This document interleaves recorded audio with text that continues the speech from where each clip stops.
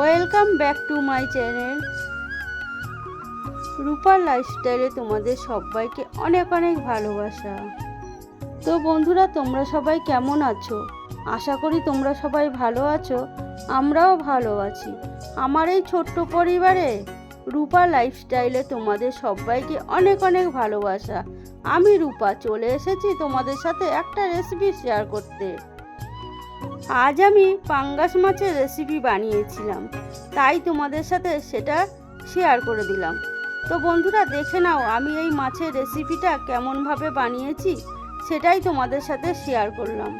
প্রথমে দেখো, মাছগুলোকে ভালো করে পরিষ্কার করে ধুয়ে নিয়েছি। একদম ভালোভাবে ধুয়ে নিতে হবে।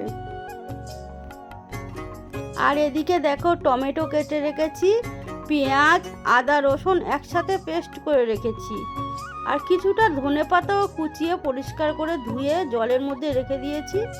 আর এদিকে দেখো, মাছের মধ্যে লবণ আর হলুদ পরিমাণ মতো দিয়ে মাছটাকে মেখে নেব।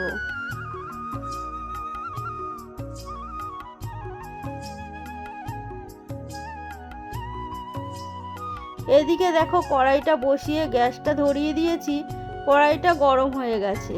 গরম হওয়ার পরে পরিমাণ মতো তেল দিয়েছি। বেশি তেল দিইনি, অল্প তেল দিয়েছি, কারণ এই মাছ দিয়ে অনেকটা তেল ওঠে, তার জন্য অল্প একটু তেল দিয়েছি। আর এই মাছটা ভাজতে কিন্তু একটু কষ্ট হয়, খুব ফোটে মাছটা, তাই আমি মাছটা তাড়াতাড়ি করে দিয়ে একটা থালা ঢাকা দিয়ে দেব, যাতে মাছটা ঠিকরিয়ে না এসে গায়ের মধ্যে পড়ে।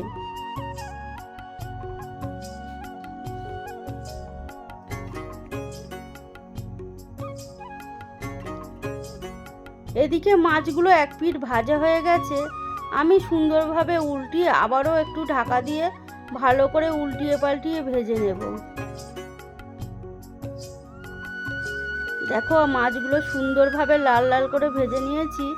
এখন মাছগুলো তুলে আবার যে বাকি মাছগুলো রয়ে গেছে সেগুলো একই রকমভাবে ভেজে নেব।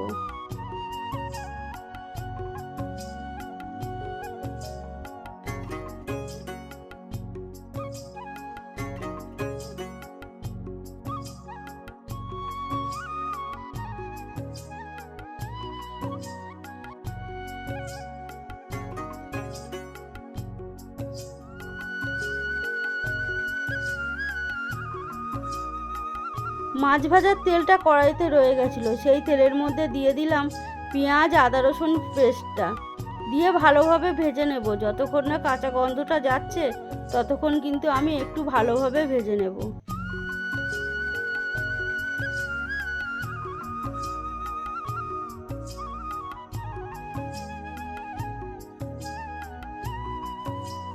এবার দিয়ে দেব টমেটো কুচিগুলো, দিয়ে ভালোভাবে একটু ভাজা ভাজা করে নেব।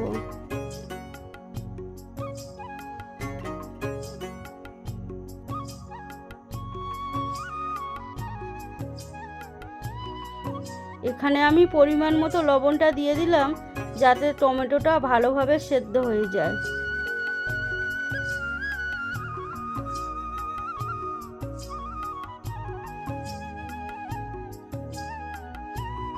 তারপরে দিয়ে দিলাম পরিমাণ মতো হলুদের গুঁড়ো, লঙ্কার গুঁড়ো। তোমরা যে যেমন ঝাল খাও সেরকমভাবে লঙ্কাটা ব্যবহার করো। তারপরে দিয়ে দিলাম একটু জিরের গুঁড়ো। অল্প একটু জল দিয়ে মশলাটা ভালোভাবে কষিয়ে নেব, না হলে মশলাটা পুড়ে যাবে। তার জন্য একটু জল অ্যাড করে ভালোভাবে আমি কষিয়ে নেব।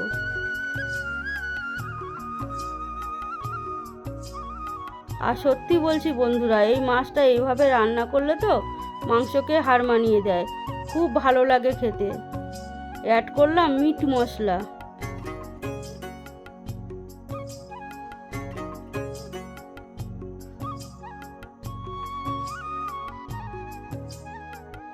দেখো, মশলাটা সুন্দরভাবে কষানো হয়ে গেছে, তেলটাও ছেড়ে আসছে।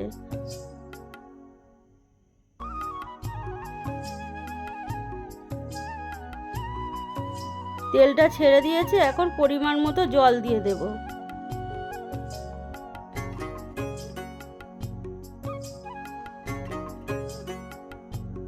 এবার একটু ঢাকা দিয়ে দেব, ঝোলটা ফোটার অপেক্ষায় একটু ঢাকা দিয়ে রেখে দিলাম। দেখো ঝোলটা ভালোভাবে ফুটে গেছে। এখন একে একে মাছগুলোকে দিয়ে দেব।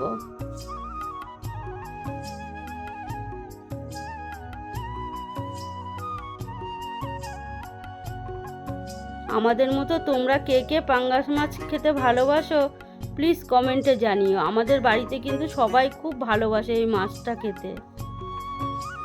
মাছগুলো দেওয়ার পরে দেখো একটু ভালোভাবে ফুটে গেছে। এখন দিয়ে দিচ্ছি গরম মশলার গুঁড়ো।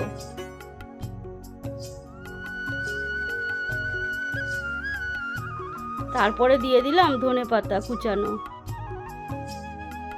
আমার রেসিপিটা কিন্তু একদম তৈরি হয়ে গেছে বন্ধুরা। তো আমার এই রেসিপিটা তোমাদের কেমন লাগলো প্লিজ কমেন্টে জানিও।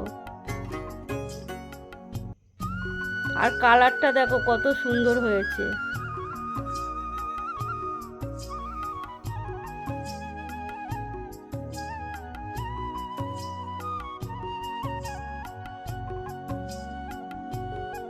তো বন্ধুরা তোমরা সবাই ভালো থেকো, সুস্থ থেকো, নিজেদের খেয়াল রেখো। আবারও তোমাদের সাথে দেখা হবে পরের ভিডিওতে। টাটা সবাইকে।